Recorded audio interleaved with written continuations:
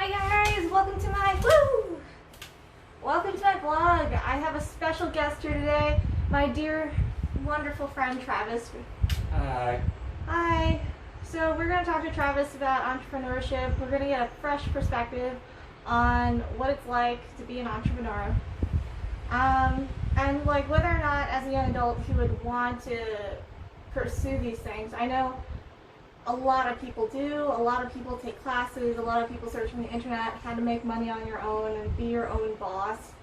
But let's ask Travis about it. Okay, Travis. Are you interested in starting your own business? Me? No, I wouldn't be, but I can understand the prospect of wanting to be your own boss. Yeah, so you've never like have you ever seen the ads like where like you have like an e-commerce opportunity where you'd be able to create your own store, be able to do all of it over the internet? Like the way things are today is that business is so accessible and at a very small starting cost because all of it can be done over the internet. So does that not appeal to you? It appeals. It has its appeals, but I'm really cautious about it because you don't know what could go wrong. And one might say, oh, this will help out, but it'll turn out to be some sort of pyramid scheme or something to that effect. So, yeah, if you want to partake in online businesses, just be cautious about it. Because you never know what will happen around the corner. Yeah, you know what my brother told me after I told him I wanted to start my own online business? He asked me what it was exactly, and this comes from a place of concern, you know, because when you're starting your own business, there's always a startup cost. I'm trying to minimize it as much as possible because I don't have a lot going for me right now. But like, and the cost of rent, I have my own place, and then there's like advertising. I'm trying to do affiliate marketing and see if I could get a whole lot of people who are interested in doing affiliate marketing or maybe a digital agency, learning from the Entre Institute. I promote the Entre Institute. I'm a member of the Entre Institute, so not like affiliated with it, but someone who's actually going through it, and I am an affiliate of the Entre Institute. Yeah, my brother told me very specifically that drop shipping was a very dangerous investment to make. And lo and behold, I found that the Entre Institute used to have a drop shipping course that they actually they dropped it.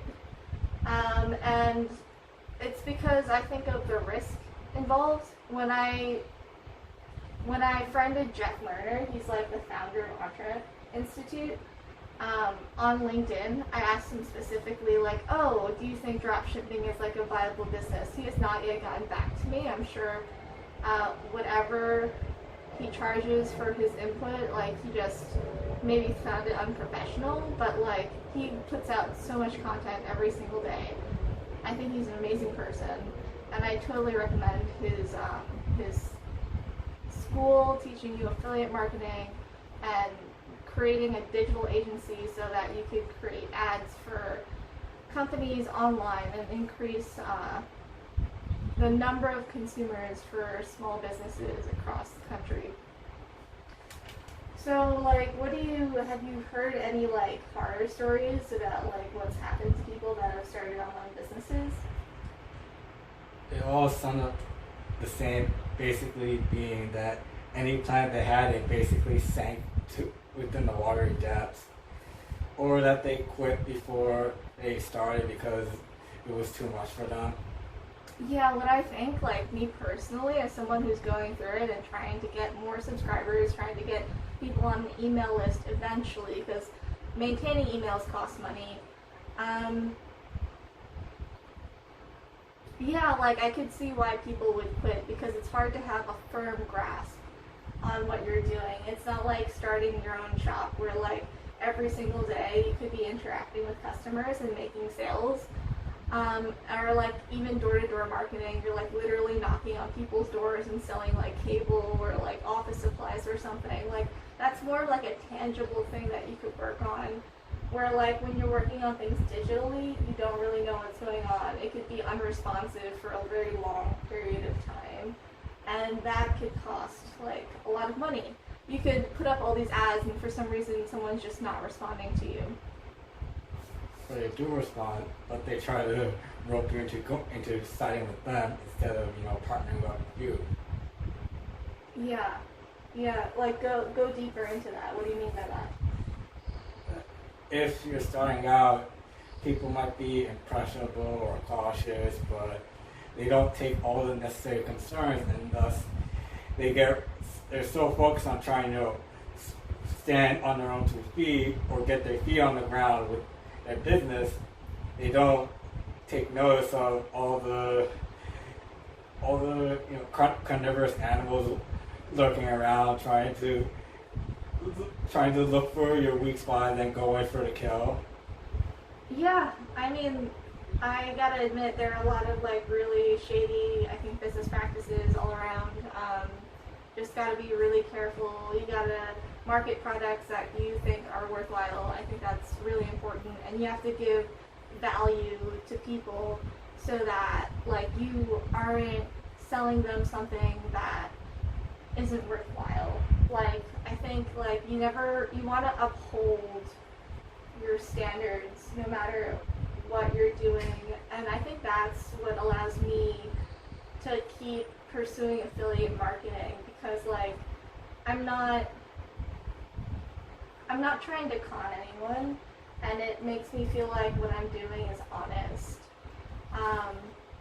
I'm trying to give value to people, and if you don't, like, I don't know how you get on just like robbing people blind. I just could not imagine.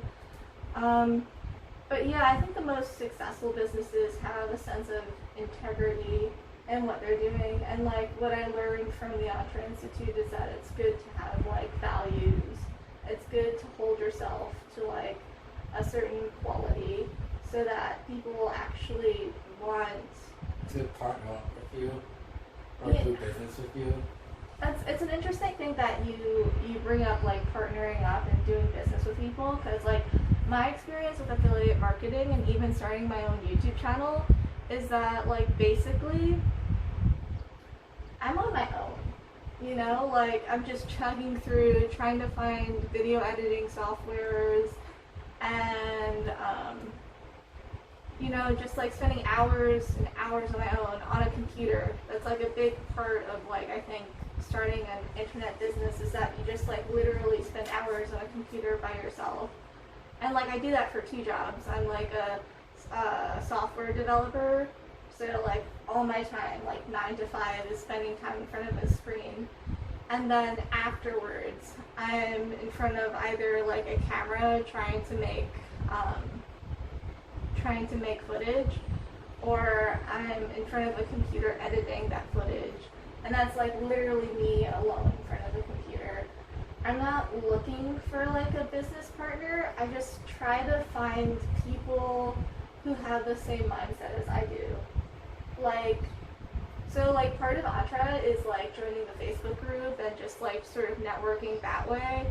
During the quarantine, you can't really network in person with people, which I really want to do at some point.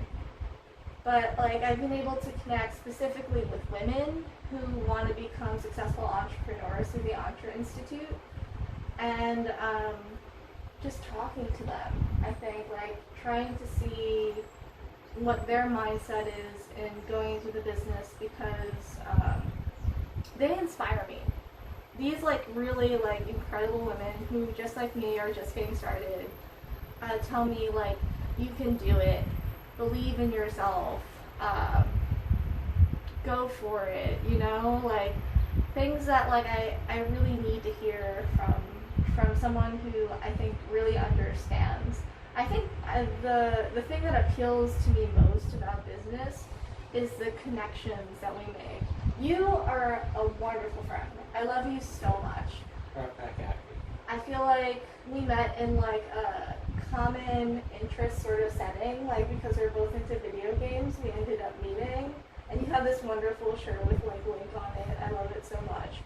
And like, it's different. Like, you're such a good friend that I met you like under different circumstances. My life is evolving where like, here's the first layer of friends that I made that are all nerdy and love video games and love animated cartoons. And then there's like another tier of friends that I'm making like now that I'm getting to be older, where like everything is business. Even like what I read in my free time. I'm reading Rich Dad Poor Dad right now, which is all about like having sort of like a business, like a rich person specifically, not business, like a rich person's mindset, seeing the world through the eyes of someone who's wealthier compared to someone who would like be content with a 9-to-5 job. Do you see yourself like pursuing a 9-to-5 job in the future? Is that like where you're going, or like do you like how do you see your future panning out? Honestly, don't know, because I had I had the off the books type of job, so I can understand why people would be content with a 9-to-5 job. And I can also understand why people would despise that type of lifestyle. They want to retire. So, as for me, I honestly really don't know. Now, what I recommend for people, and this is just from my experience, I think both of our experiences are really different, where like you would not go the entrepreneurial route, but like I totally would. Where like, for anyone that feels like there's a lot to put on a 9-to-5, for someone who feels that like maybe there's too much pressure, like for me, I got stressed out at work thinking like, oh my god, what if I get fired? I got hired at this great company recently, and like I've been working for them for months now. But like my mindset was like, oh, when are they gonna fire me? Because I work in tech and I hear horror stories all the time where like people get fired. You know what I'm talking about, right? Like I know a guy, he makes like 6 figures, over $200,000 a year, and he gets fired literally every Christmas because that's the work season. Like you work all year, you get hired in like February-ish, January, February. Depending on the company, but around that time, yes. And you get fired around the holidays. And like literally, he's making so much money, but he gets fired every single year. And work is really unstable for him. So like, you know, like once I started working on being an entrepreneur, it wasn't money that alleviated that thought. It was, I think, like, just vying for more, if that makes sense. Like, suddenly I was my own boss, and I was never going to fire myself, and what I read in Rich Dad Poor Dad is that, like, oh, okay, if you don't have money, you could always get a loan. You know, like, people do business that way. They get really big loans that they qualify for, and they buy houses, and they sell them. They flip things, cars, phones, houses, whatever has, like, a lot of monetary value. And, you know, it's strange, but just like having a place within myself. Something that's your own. That's, yeah, like literally my own, just completely freed me from the thought, even without making any money, because I feel like if push came to shove, I'd be able to work hard enough to procure something that I would need. So I recommend, from that standpoint, becoming an entrepreneur, because that's when you start seeking financial freedom. And once you start seeking it, it's like a clasp that opens and you end up being free. And I still work at my 9-to-5 job. I haven't quit my job to dedicate myself to affiliate marketing. I feel like that's kind of like foolhardy. It's incredibly reckless. Yeah, it's like pretty reckless. People ask apparently all the time, like, oh, should I quit my job to dedicate myself to affiliate marketing because it has a 7-figure earning potential?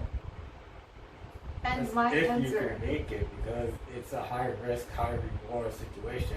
More so, the opportunity and risk, because any mistake, no matter how small, can land you in hot water. I mean, here's my thought on it, is that like so few people actually make it. Like it's like 1% of like people that pursue affiliate marketing actually see it through. So like to make like 6 figures, 7 figures even. That's a lot of jobs, actually. Yeah, it applies to a lot of people. But like I think like I'll keep pursuing it for at least a year or two, because the prospect is so high and it seems feasible. I'm sold. I'm completely sold. I'm very liberated by my pursuit, which is why I recommend it. And people do make really good money doing it.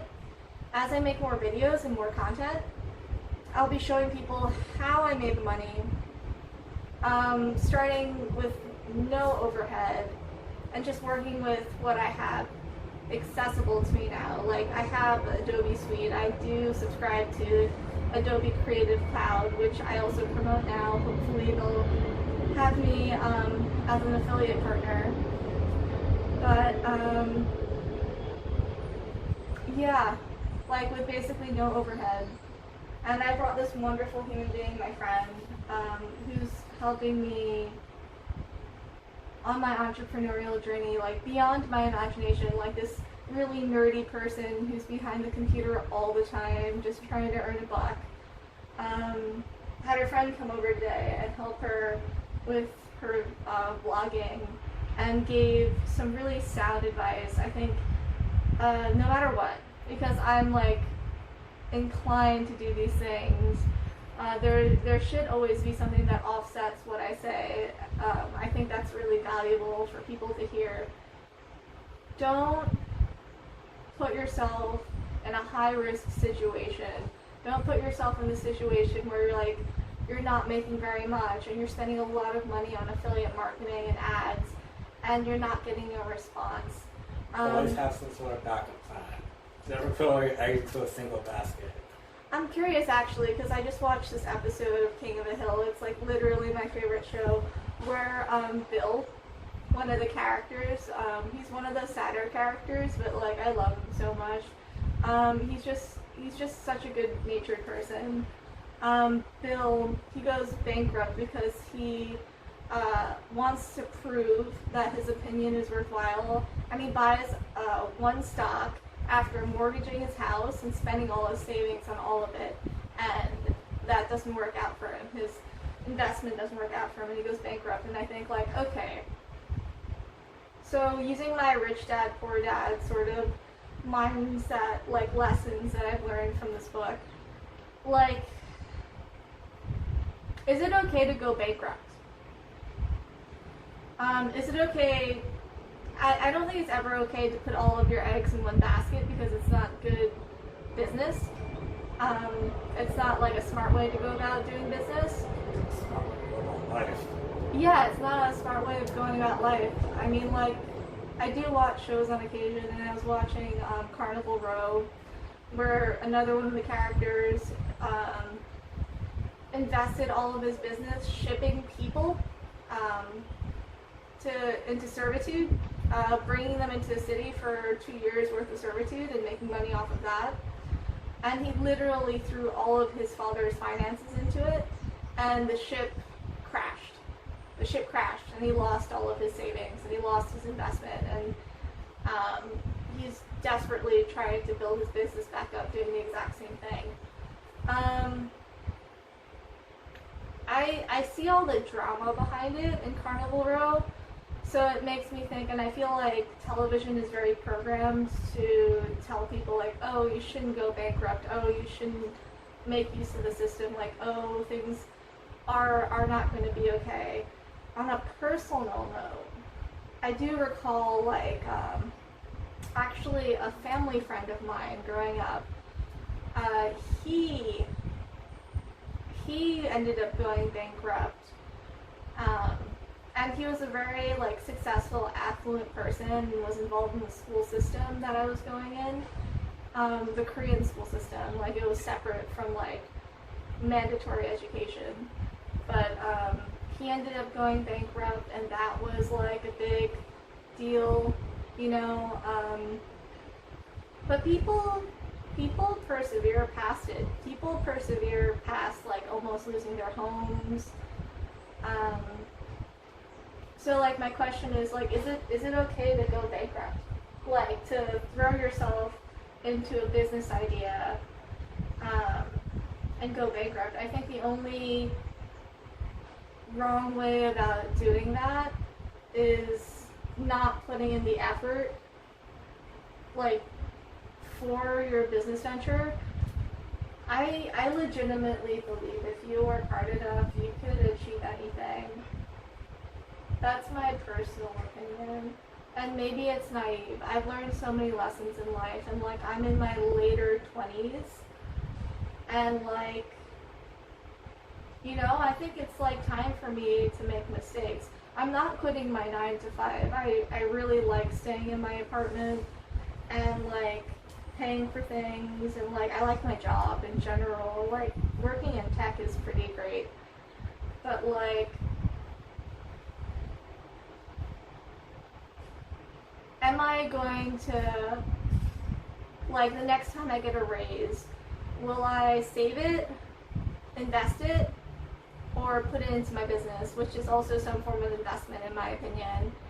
I'm inclined to push it into my business ventures to see how far I could take my money.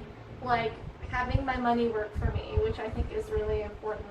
Because when you're, like, literally, like, at home and you're watching movies and you're not spending on anything, you're not eating out, you're not going out, and you're saving and you're building up a savings, that's great. But, like, it's gonna depreciate in value over time. You learn this in, like, basic economics. Like, what like a $10,000 used to go for, like, a lot of people, even, like, 10 years ago, is, like, a lot less than what 10,000 goes for now. And, like, to keep up with it, like, you have to invest in the stock market, I think, because that's sort of, like, what establishes what things are worth in time. So, should you take a lot of risk in investing in your business? Like, quit your 9 to 5 and just, like, just figure it out, man. Like, okay, Jeff Lerner, he's a millionaire now, and he didn't quit his job. He lost his job, and in desperation, he found wealth. I mean, I think what that tells me as, like, the person that I'm trying to emulate is that, like, you know, do what you have to do, and not an inch more, or, like, an ounce more, or even, like, $1 more is a better value. Like, do what you have to do, and,